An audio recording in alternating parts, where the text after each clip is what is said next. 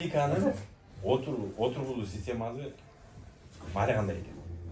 Пластмасса горошокко отургузганда көйгөй бар дейт. Себеби эмне? Пластмасса жайында ысыйт. Ошондо тамыр кыйналат дейт. Экинчиси бул бугорду жасап туруп,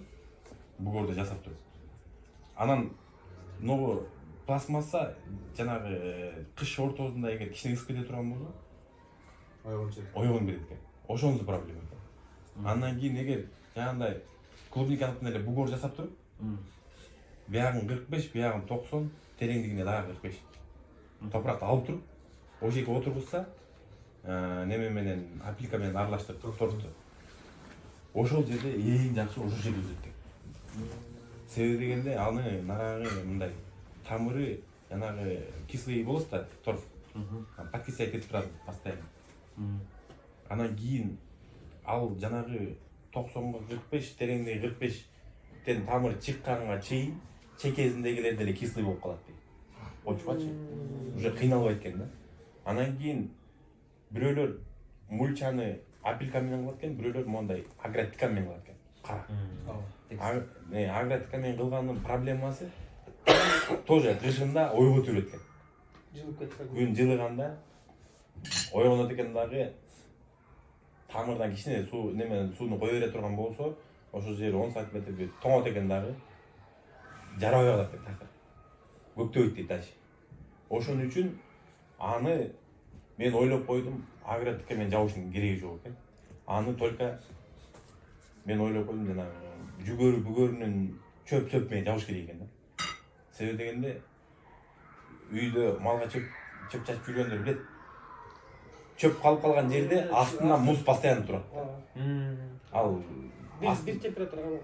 Асты кеч эрийт. Чөптүн астындагы жер кеч эрийт.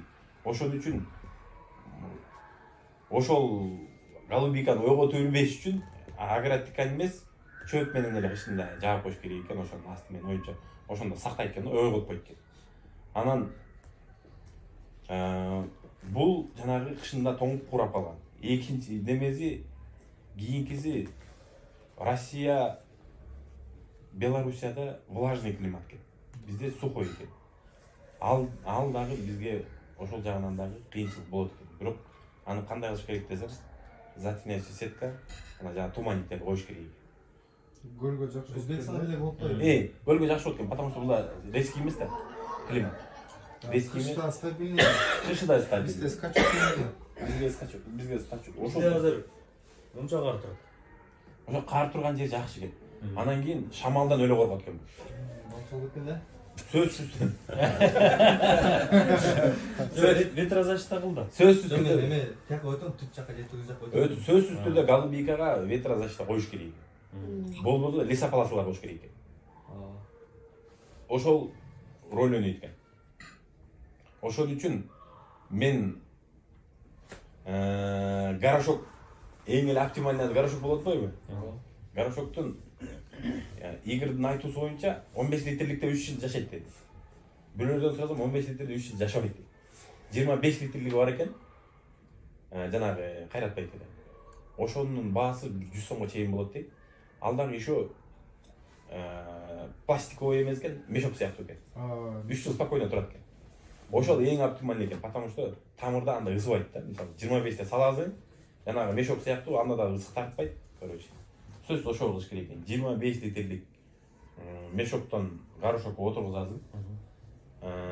Торф менен апликаны аралаштырасың, саласың.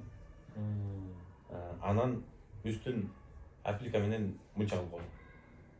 Камыш болот иши. Камыш да болот. Камыш оңоюраак да. Эмечи жерге деген отургузсак биз зараз сразу эле посадка кылабыз да. Анда деген уже 50 литрликке отургуш керек го, сразу эле. Себеби Жерге отурсаң жанагы видрос жок отурсасың. Ооба, видросу жок. Жок, ошо 50 литрликтин объемунда отуруш керек. Ден чоң. Ошо жана квадратты казасың да. Ооба. Ошону казасың. Ошонун ичин толтурасың. А мен деген мындай деп пландап аткам да. Момшалык 50 литрлик кылып казып турупчу. Анан мишөгү менен чогултуп Анда тоңуп калса экен. тоң кылып. Ошо менен кереги жок. Мишүү менен зачем? Мишокко да расход болуп атпайсыңбы? Торттун өзүнө салып туруп эле отургуз. Торттун өзүнө салып отурсак. Короче, Кыргызстанга мындай траншеяга отурускан оң деп ойлоп атасыз да? Полигон. Траншеяда ошо мынчасы жок, ошондой отурускан андай оптимальный экен да.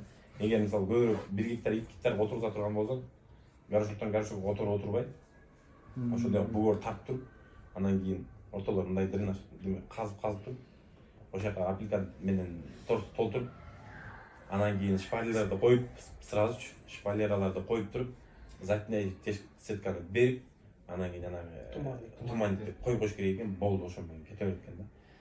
Өзбекстандыкында көрдүм. Горшокто өзүп атат. Түшүм берип атат. Бирок кыйналып атат да. Кыйналып атат. Бизде көлдө болот экен. Мен сразу эле Россия менен көлдүн погодасын салыштырдым да, көлгө жарайт экен дедим да, бул жерде скачок жок да.